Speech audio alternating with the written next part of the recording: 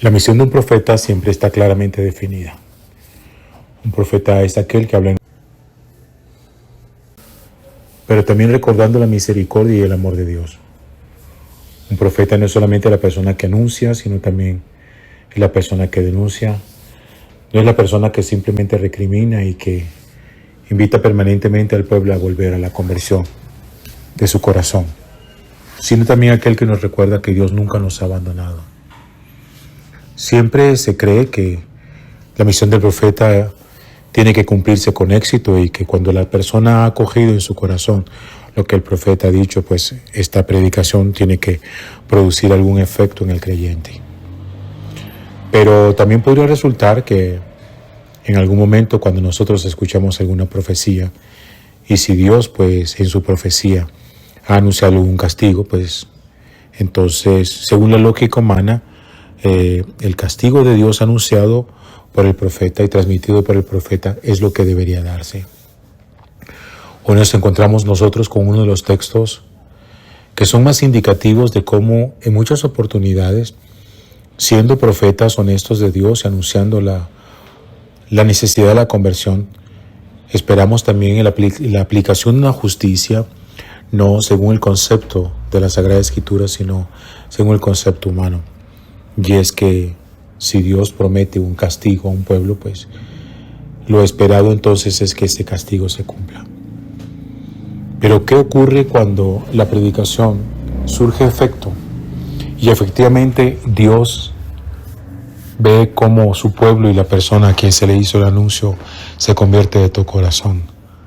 Y entonces el Señor decide retractarse y echarse para atrás en el cumplimiento de la destrucción o en el cumplimiento del castigo que había proferido. Eso es justamente lo que pasa con Jonás. Jonás es el prototipo del creyente, sin lugar a dudas, creyente en el Señor, pero que todavía le falta conversión en el corazón, porque no ha entendido que la misericordia de Dios no se aplica no solamente a la persona que anuncia la profecía, sino también a todos aquellos a quienes llegan. Un profeta no puede considerar simplemente que su profecía se ve cumplida y es exitosa en la medida en que Dios cumple su promesa de castigar a quien había prometido castigar. Jonás se enoja con Dios. Jonás se da cuenta de que el Señor se retracta en lo que había prometido contra la ciudad de Nínive. La predicación de Jonás ha dado fruto. Nínive se convierte, pero Jonás no soporta que Dios sea tan compasivo. Jonás es la figura de la persona que quiere que Dios premie y castigue según los conceptos humanos. Y es que pues el que obra bien tiene que irle bien y Dios tiene que bendecirlo, pero también el que obra mal tiene que irle mal y Dios tiene que castigarlo. El enojo de Jonás es una crisis espiritual. Jonás finalmente le cuesta trabajo comprender cómo es el corazón de Dios y simplemente se sienta en la montaña debajo de aquel árbol para ver cómo la ciudad de Nínive es arrasada según Dios lo había anunciado ya por boca del profeta.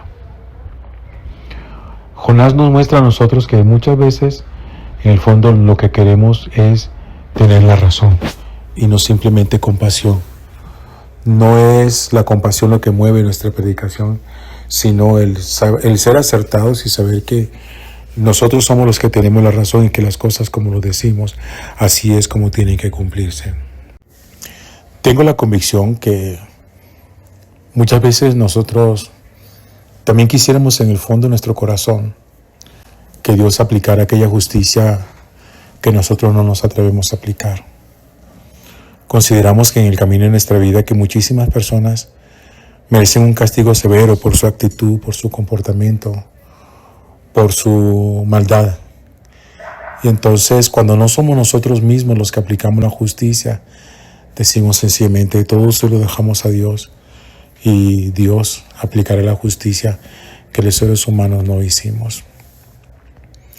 Por eso entender la misericordia de Dios desde un plano totalmente distinto al nuestro es muy complejo.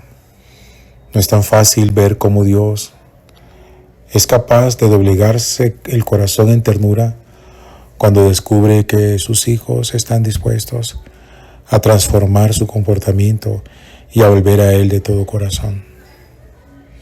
Nínive fue una ciudad en la que Jonás predicó con ahínco, con fuerza, con convicción.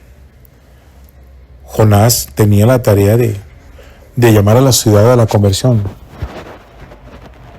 Y Nínive efectivamente hizo eco a su palabra, y los ninivitas le creyeron.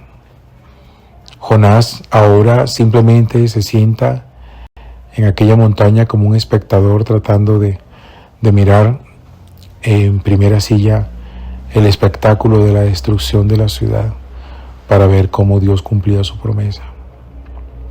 Pero Dios se retracta y Dios muestra que su misericordia supera cualquier situación de pecado que los seres humanos podamos cometer y que siempre está dispuesto, como acabo de decir ahorita, a inclinar su corazón.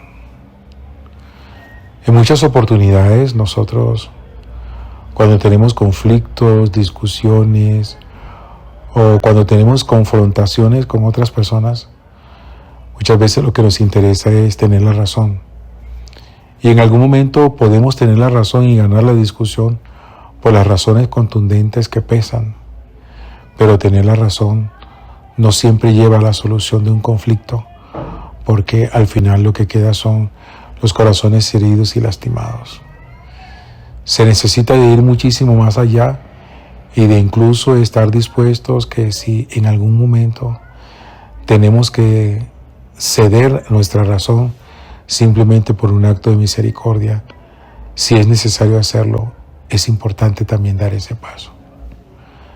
Eso Jonás lo entendió con muchísimo dolor, cuando sintiendo el calor calcinante del sol sobre su cabeza, después de haber sido cubierto temporalmente por una planta que Dios hizo crecer, y la planta finalmente muere y Dios le hace entender a Jonás que así como él no tuvo nada que ver con el crecimiento de esa planta porque él no la sembró, y aún así Jonás se duele por la muerte de la planta, Dios que creó a su pueblo también se duele por la destrucción de una ciudad que no sabe diferenciar la izquierda de la derecha y que es reconocida como una ciudad que obra sencillamente por ignorancia. Creo que el mensaje de la profecía de Jonás es interesante en la medida en que nos muestra a nosotros la importancia también de entender que cuando somos profetas no somos profetas simplemente para la destrucción o para la amenaza. Somos profetas de la misericordia, somos profetas para anunciar que Dios está siempre dispuesto a abrir su corazón a todos y que Dios está siempre dispuesto a perdonarnos de todo corazón cuando volvemos a Él. Gloria al Padre y al Hijo y al Espíritu Santo, como era en el principio, ahora y siempre, por los siglos de los siglos. Amén.